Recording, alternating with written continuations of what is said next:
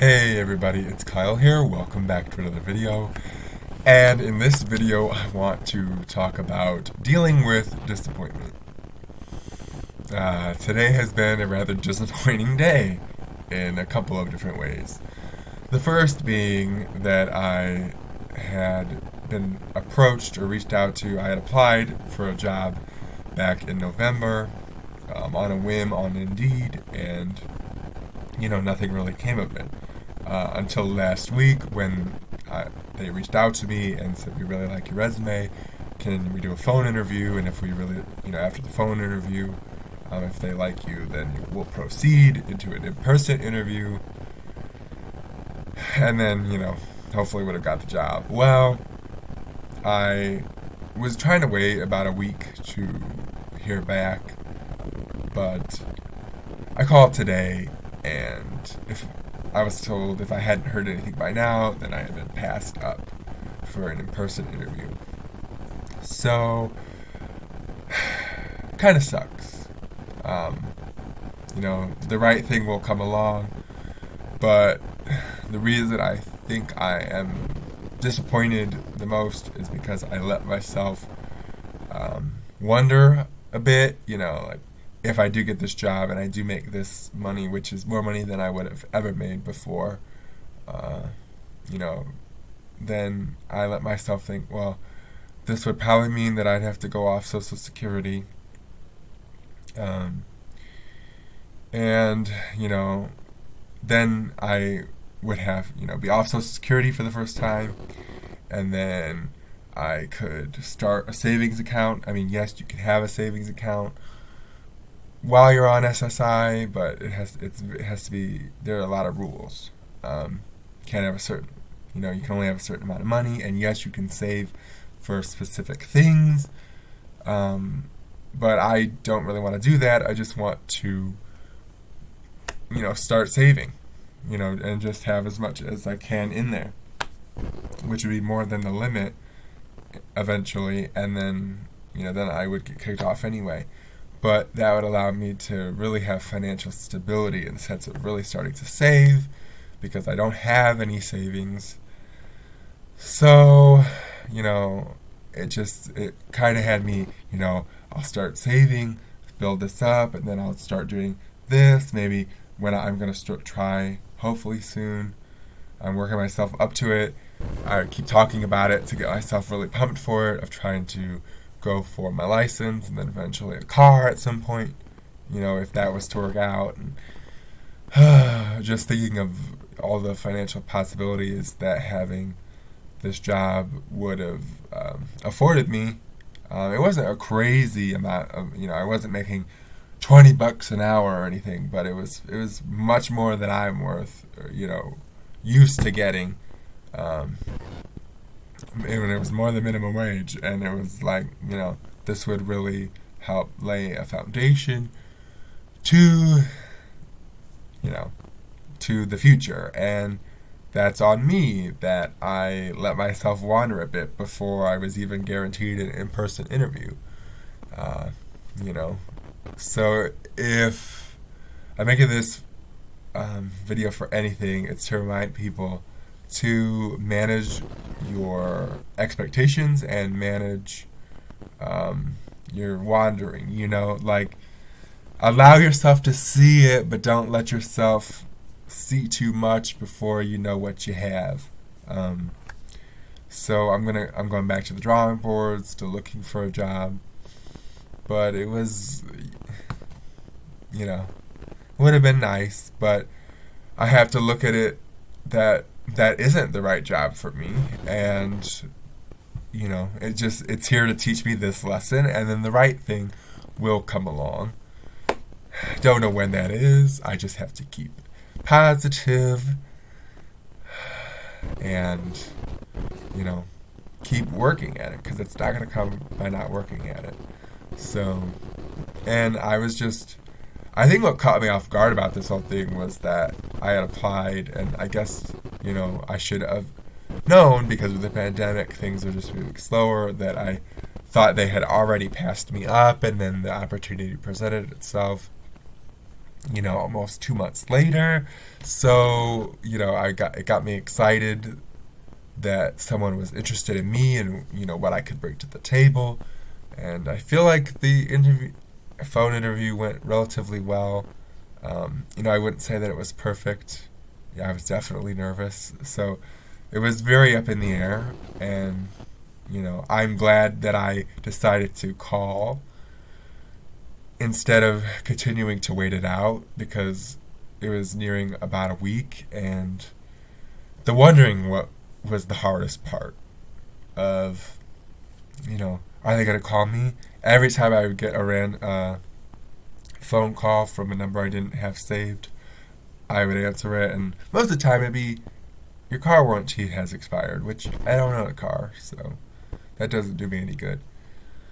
So I decided to call today, and I think the reason I waited almost a week, because they had told me, be sure to check in. We move rather quickly, but I think part of me didn't want to call right away. I was going to wait till tomorrow, and I decided to call today because I think I was afraid to know the answer. It'd be wonderful if they had said, yes, we think you're the right fit for this role as a receptionist, but, that wasn't the case. And now I can stop wondering about what if this happens and focus on what am I going to do next.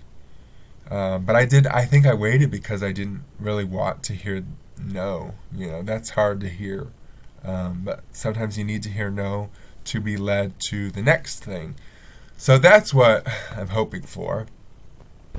And, this is just a stepping stone to reignite my, excitement for finding a job, because we're trying to find a job during a global pandemic with a disability can be a little daunting in a typical 9 to 5 type of job. Finding jobs that I can do I can do physically. It's not whether or not I know how to do it, but can my body take the job? It has to be very specific to my physical abilities. So it's a challenge, but we're working at it slowly but surely. Still looking on Indeed and checking everything out. But it's definitely hard to hear that you're passed up, and that's my fault for thinking too big. It's good to think big, but I think I was thinking too far in the future without having secured the job. So that was a little bit hard. But, the next thing is coming. And I'm also disappointed in something else that I found out today. And that is that somebody who doesn't know me, has heard through the grapevine that, they have a bad impression of me, because I don't want to get too specific, because I don't want to cause drama. But I found out that someone who has a bad impression of me, and there's nothing I can really do about it to change their impression of me. Like, I know who this person is, but they don't know who. Like, I know them through a friend, but they don't know me, type of thing. So it's not the sense that we know each other and we could talk it out. They've just heard from not the friend that told me, but somebody else. Some things that, necessarily, that aren't true, to be honest. Like, what they told me, I was like, well, how did they hear that? Or why? Like, who told them that? Why would they tell them that? And it's one of those things where I'm not going to have the opportunity to, correct their impression of me, which is hard because, I like to think that I'm very hardworking and I'm very friendly, and, I like to think that I can get along with a lot of different people, and to hear that this person thinks otherwise just sucks, because I know I can't actually correct them. So that's another lesson I'm learning, is sometimes people are going to have the wrong impression of you.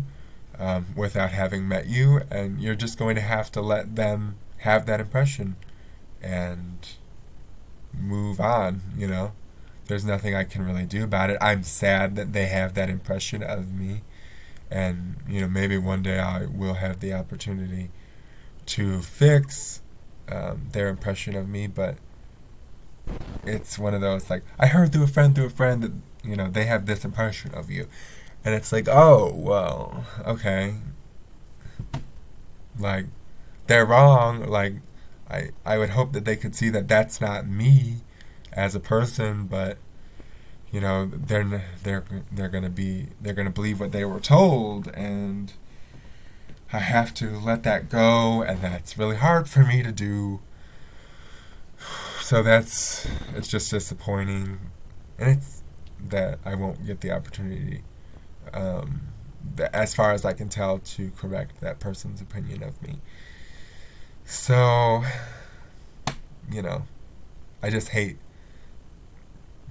knowing that there's someone who has a bad impression of me, because impressions are everything, and, you know, they can open doors and they can close doors. So that's it just sucks. But I'm going to have to move forward, and the people that know me know what kind of person I really am, and I just have to trust that that is what will be shown to, you know, continue to be shown, and that, you know, this won't happen again, where a wrong impression is given to someone. And I feel bad that, you know, things worked out the way they did to lead to this impression. But there's nothing I can do. So I'm going to have to just let it go. And I think if you, the viewer, know any have that feeling, then you know what I'm talking about. It's just like something that's just kind of eating at me since I found out. But there are people in this world that aren't going to like us, and we're just going to have to be okay with that.